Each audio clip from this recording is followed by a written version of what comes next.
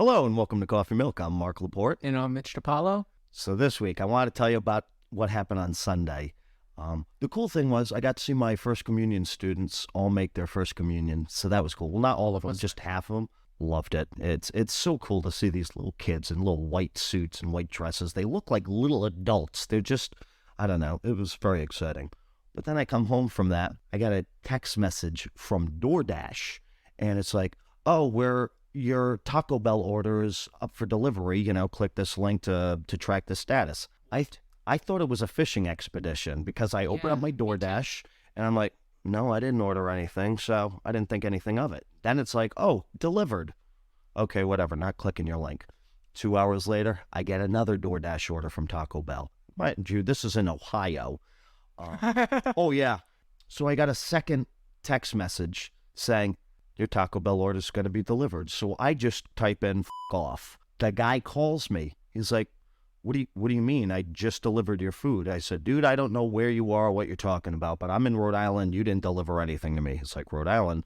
No, I delivered something to a Mark L in Ohio. And he said, if I were you, I'd take a look at your credit account or checking account. Check my checking account. Sure as shit, there's 2 charges for Taco Bell in Ohio. I'm like, you gotta be in the hell kidding me. So I call up DoorDash, and DoorDash says, no, it didn't come through the app. They called directly to Taco Bell. I didn't ask the guy questions because now I have a million of them. It's like, well, how did it still go through DoorDash if they had called Taco Bell and gotten an order or given an order and used my debit card? So he's like, no, you just got to call your bank. And he also said he was going to email me the phone number and everything of the Taco Bell. I was going to call the Taco Bell, but I didn't. I just called my bank. I said, yeah, I'm disputing these 2 charges. I'm in Rhode Island, not here. And they're like, well, did you buy DoorDash on Friday? I said, yes, but that was Panera Bread. And you see, that was in Rhode Island, and this is Taco Bell, and 2 times. Do you think I eat that much Taco Bell? I need it 2 times. So we canceled that card. 4 hours later, I got another text message. Taco Bell, DoorDash. And I'm trying to text the driver. I'm trying to tell him, I'm like, do not deliver the food, just eat it. I said, somebody's using my card and they're buying Taco Bell, and this was on another card. Both these cards are linked to DoorDash. That is insane. Oh, yeah. The fact that it's like Taco Bell too, and your favorite thing is tacos. I know. Like, what? That's why I wasn't sure. I'm like, did I order Taco Bell? Because, and I'm even talking. No, why would you order Taco Bell to Ohio? Well, exactly. Well, I was listening to a podcast and they were talking about doing that for like people's birthday and stuff. If you didn't know what to get them, get people food or get that Sherry's Berries or something. Hey, that's a really good idea. You can just DoorDash, like if you know they're home. Exactly. Yo, I just sent you your favorite food. So, I mean, yeah, it's kind of a good idea, but now it really screwed me over because I had canceled 2 of my cards, and those are the cards I use for everything. Obviously my debit card, and I have all these subscriptions, and now I'm just getting email after email saying they're canceled. I'm like, yeah, just because I blocked the card. I remember you texted me, oh my gosh, I just had to cancel all my subscriptions, and you're like, I'll tell you why on the pod. Oh, it just a nightmare. I was actually, I handled it really. So who is making these charges? I don't know, because it was 3 different Taco Bells in Ohio. Did you look up if DoorDash got like leaked or something? Oh, they're trying to tell me, no, it was something else. But I'm like, no, because the debit card, sure, that's on everything. But the other card that I have is just only on DoorDash. So somehow there is a leak at DoorDash because, I mean, they used my card and everything came to me. My email, the DoorDash delivery came through email, my phone, all this stuff. So, yeah, I think it was DoorDash. Dang. So I can't wait to actually read about that in a couple of weeks when they say it was a huge leak at DoorDash. No, let's be the first ones to say there was a huge leak at DoorDash. We could look into this, and if we get evidence, we can my evidence write articles on it. The one card I have that's on DoorDash is one of the Exactly. cards. That is already good evidence. But if we get something more... Well, I don't have the time or the patience to actually deal with this. Right now, I'm trying to get my cards back, and I'm trying to get all my subscriptions up this thing. But you heard it here first. This is breaking news, okay? DoorDash got hacked. Yeah. I'm sure of it, but I don't want to say something like that because I don't want them to send me a lawsuit, a cease and desist or whatnot. It's like, yeah, I got to prove Yeah, that. that'd be scary. Like, well, the only proof I have is the one card you guys got. DoorDash has the potential of being hacked. Everything has the potential to be hacked. But I think something happened. Yeah. So that sucks. That's what I'm dealing with right now. Something interesting I tried this week that didn't work, but I'm gonna stick with it. I found this app called Poop Maps, right? Oh shit! Do you even know the monthly active users or anything on that? Because I really want to know. I want to hear like there's 4 million. Oh, I think there's actually a decent amount. I could look it up, but this guy, I think his name is Nuzalik or something like that on Twitter. Created this app called Poop Maps where you just download it on your phone and it's just a giant map. And every time you take a poop, you whip out your phone and instead of scrolling through media or whatever, you document your poop, you rate it 1 to 5 stars, and you give it a little experience. Maybe, I don't know if they have pictures. That'd be pretty nasty. But yeah, this app just for documenting poops and connecting with people around the world through pooping. And the more poops you have, the higher score you get. Yeah. So there's a leaderboard too, and you can make like friend groups and whatnot. Fantastic. That sounds brilliant. It's like when I go on if I go on a dating site or whatnot, that's going to be my number one statement. It's like, I'm rated platinum on Poop Maps. I mean that. Yeah, wow. Yeah. Wow.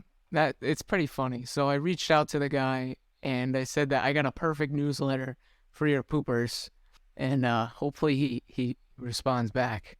You got over 500,000 downloads, 4.7 stars, 9.5 thousand reviews.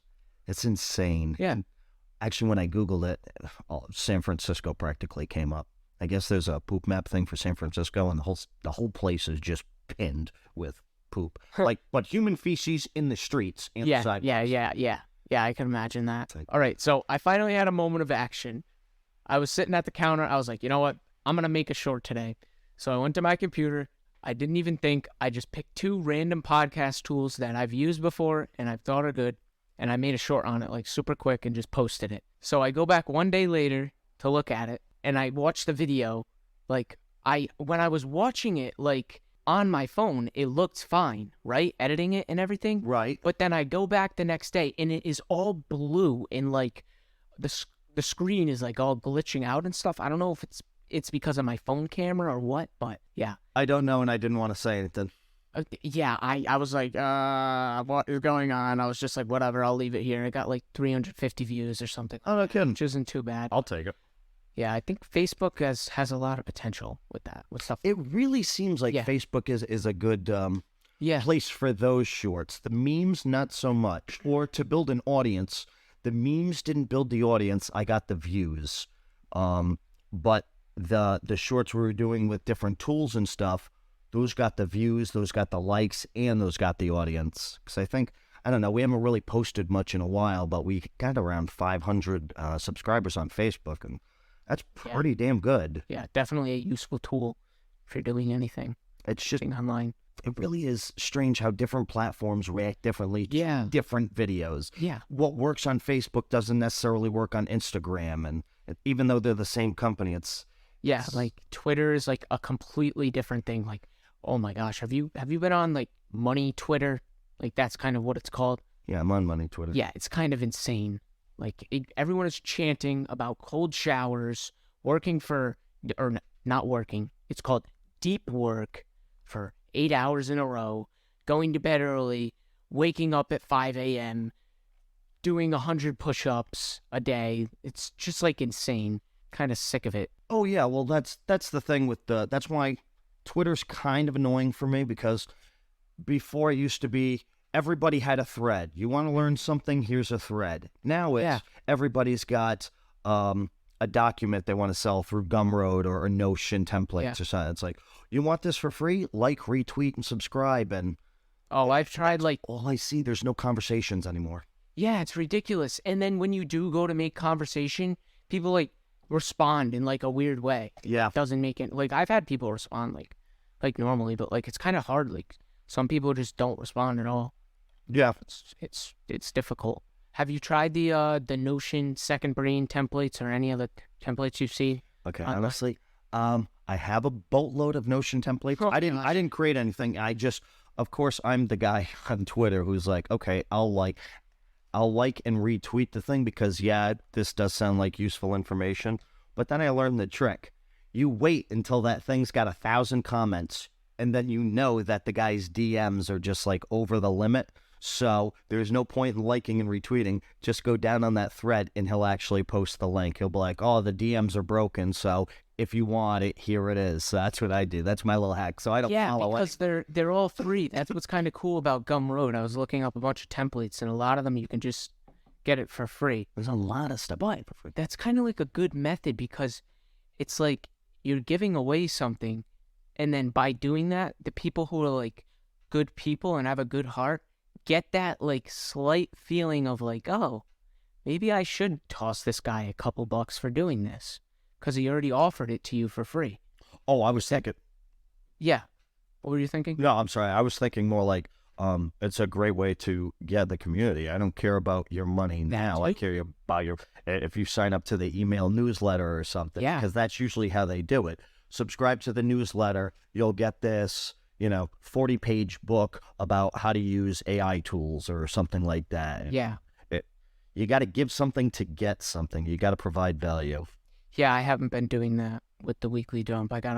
That's one thing I could do. I mean, it is very like, I don't like it, honestly. I don't like people, like, yeah, it's good to give away free tools and stuff, but like, when that's all you see scrolling through Twitter, how do you start a conversation with that? Yeah. It's kind of hard. I don't know. And if I start tweeting about only that, it's only going to be that.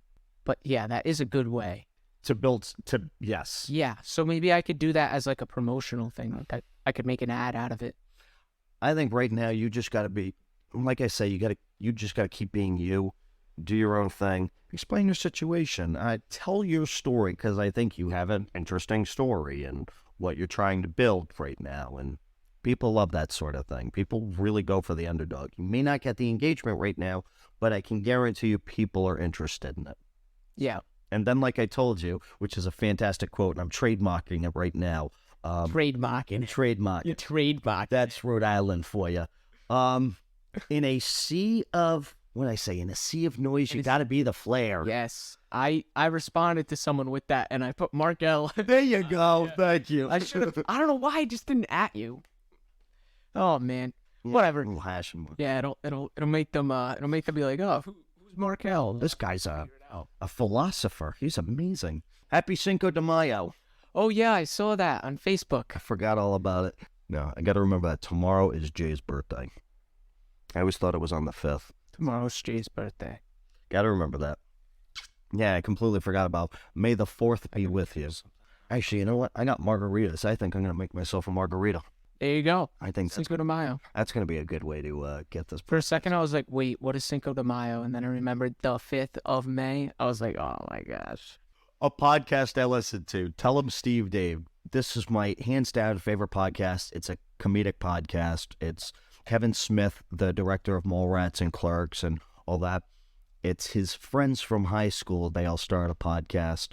And then Brian Quinn from Impractical Jokers is also on it because they're all friends.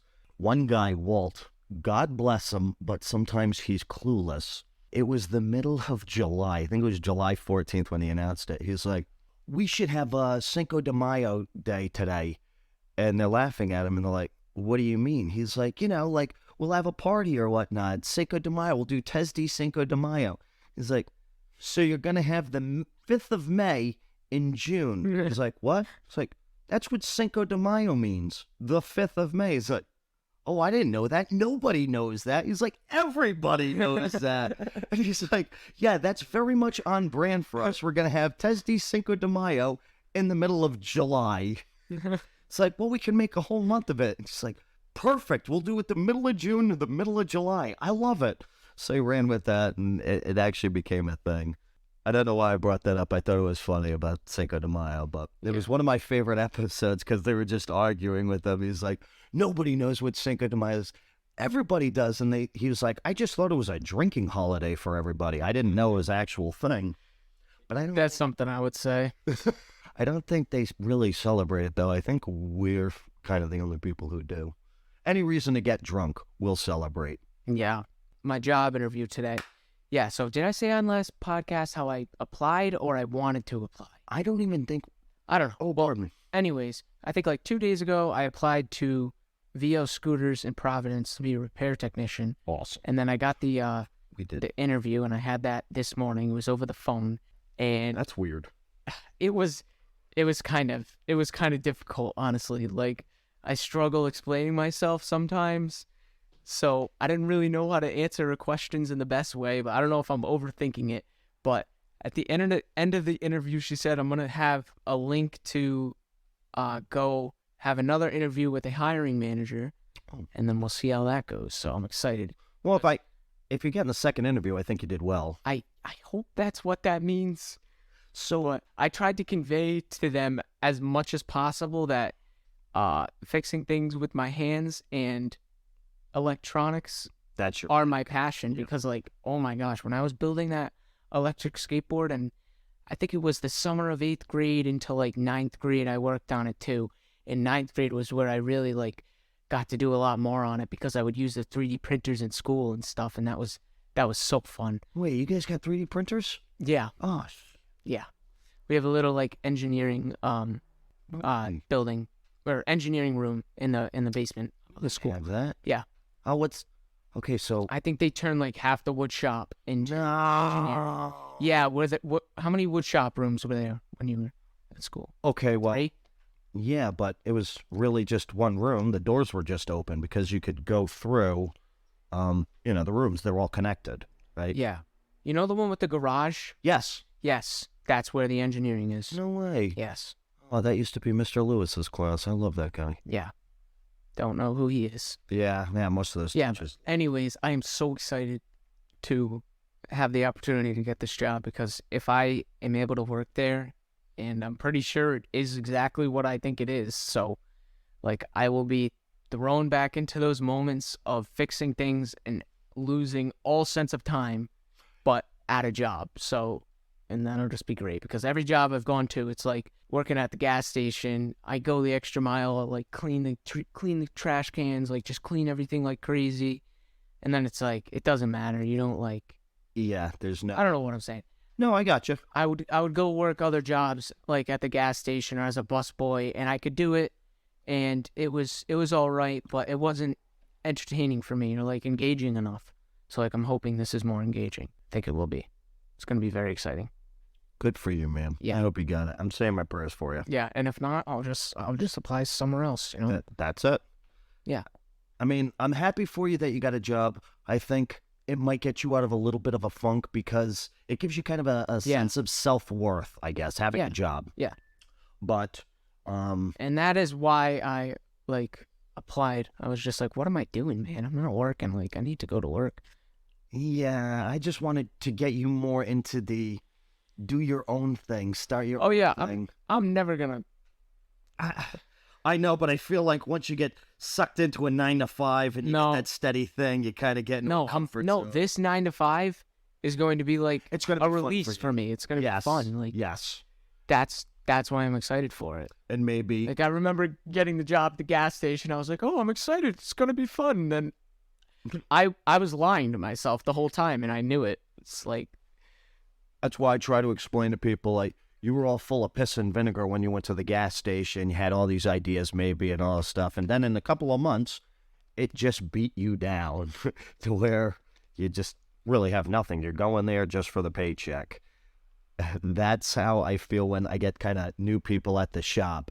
And they're like, oh, we should do this and we should do that. It's like, oh, good for you for having ideas and ambitions. But it's just not going to work. Oh, I understand that part. It's like working somewhere else as an employee, like, you can have ideas and maybe sometimes they'll go through, or advice, but that's not what you're there for. Yep. You know? It's very... And I'm for once, like, I'm okay with that. Like, I just want to go and work with my hands. Yeah. Well, I mean, for the most part, they're going to leave you alone. They're not going to...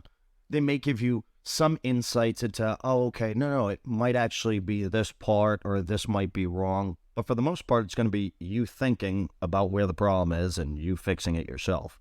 Yeah. I'm just hoping that with all this, you see that there's kind of a demand for other people, not just this one company, to provide those services. And maybe you start your own little side hustle. It's like every Saturday, you work on somebody's thing and you make $100 or $200, and it's all on your own.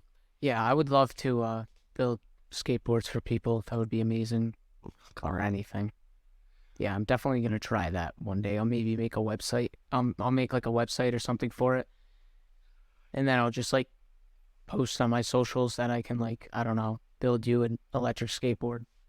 And then You're all about building people an electric skateboard. I'm more about taking somebody's broken thing and fixing it. But if you want to build an electric skateboard, build your company. I want to do that. Yeah, that'd be amazing. But not everyone wants one, but certain people do.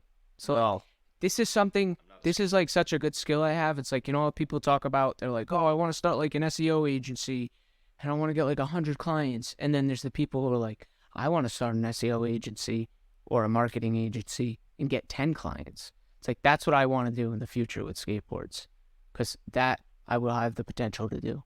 Yeah. Like or one at a time, just like start building them. Like that is so fun for me. You build one, you'll get more. Because that's exactly what's happening with the Ferrari job at the shop. We got one, or we're building one. We're 99% certain by the end we already have an order for 4. Wow. And it's not a cheap build. It's not a cheap build by any stretch of the imagination. Because we're building frame up. We're starting with square tubes, we're bending them, and we got the one guy who wanted the order, and then the owner of the actual building, he wants one, so does his brother, and then so does somebody else. It's like, how did that happen? That's insane. So we got that. We're all excited. We got 4 orders and then Ray wants to build his own, so we're essentially going to build 5 Ferrari 300Ss. Wait, that was the Maserati. This is a Ferrari 330. Sorry, I always get the 3s. Oh my gosh, that is insane. This is incredible. And we're almost done with the other job with the palm fronds. Tuesday we get to go there. They're going to have us over for dinner and everything. Oh, awesome. They got everything all set up. We just put in the stage. So nice. I'm excited that job's done. Now we can kind of focus on something else. That's going to be like fun. Ferrari. Oh, I tried out Koala Writer. How'd you like it? I got the subscription for $9. Okay. I haven't tried out the chat part. I don't know why, because I'm lazy.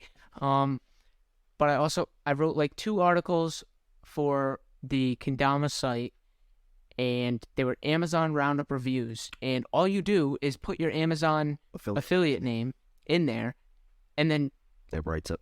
Yeah, it writes the whole article. It'll go and pick. Okay, the issue I had was when I wrote the article, it would pick the same products over and over again. It wouldn't find different ones, which I don't know why it couldn't do that. I don't know if you can put links for each individual product. Maybe you can, but it was very good content, and it did not like start hallucinating at all. Like it was great. Great, all hallucinating all the way through. Wow, that's awesome. Yeah, I'm really curious about those Amazon product review, like AI tools. It's just so simple and very much needed too. When you were saying you gave it a link, I thought you meant you gave it a product link and not your actual like Amazon affiliate link, and they picked the products. That's unique. So what do you think you did wrong on the interview? Do you think you did anything wrong, or you just feel like you did wrong? Because you're your own worst critic. Like, hi, it's so-and-so from this company. How are you? Did they immediately get into it? Or good, how are you? Yeah, like I felt like I was pretty personable. Were you like this? Because you weren't on your A game then. Seemed like you're very low energy today. I don't know. I feel like I answered every question. But I'm afraid of your answers. I don't know. I was just afraid of my answers. Like, I don't even know. I was so nervous. I was just like, I was thinking about it all morning. I was counting down the minutes. I was like, you should have called me beforehand, because I would have done a mock interview with you. I've done that. I've done interviews so many times, and this just, trust me, you're not going to answer it perfectly. And I've heard some really, really dumb answers. Oh, that reminds me. I actually saw some fantastic stuff about people, horror stories with interviews. One was like, a guy cut somebody off in traffic and gave him the finger, and then that guy was the interviewer for the job that he was applying for. Like, the guy who flipped him off, it was outstanding. And then somebody else was talking about how they got a job at NASA, but they used some really coarse language. And then one guy responded, it's like, you shouldn't say something like that. That's not very professional. And he's like, oh, suck my I'm working at NASA. There's nothing you could do about it. And he's like, I'm the HR department, or I am the... Oh, yeah. He's like, I'm the vice president of so-and-so, and they rescinded his job offer. Wow. So you got to be careful, but yeah, you're an intelligent person. It doesn't matter what you said. You're a personable guy, and you know your stuff. I think you did fine. I think you're just worried. And if you don't get it, then it wasn't meant to be. I am a firm believer in that. Yeah. But next time, give me a call. Give Jay a call. We'll go through a whole interview process. Yeah, we might have to if I get the interview with the hiring manager. That's a great idea, because I'll go through some crazy questions. Like, where do you see yourself in 5 years? What makes you like the company? And oh yeah, they're gonna ask you. Yeah. Where do you see yourself in 5 years? Just makes my brain go like, well, I don't know. I just go bonkers. It's like, how do I answer that question? You don't have a vision. Where you want to be in 5 years? Actually? Like, I could make one decision and everything could change. Oh, 100%. So why am I gonna be like, oh, I'm gonna be right here? Well, everything's always gonna be, it's gonna be a deviation. Like, it's never a straight line. 5 years from now, I'd like the podcast to have 50,000 downloads an episode, and this, that, and the other thing. And we're actually interviewing some really big name people that I thought I always looked up to, and now we're just talking on a regular basis. And that's stuff I think about. I know we may not get there. We may veer off into YouTube or something. I don't know. I still have the imposter syndrome with that. I need to start saying that that's what I want to do with it, but... Everybody's got imposter syndrome. I don't know.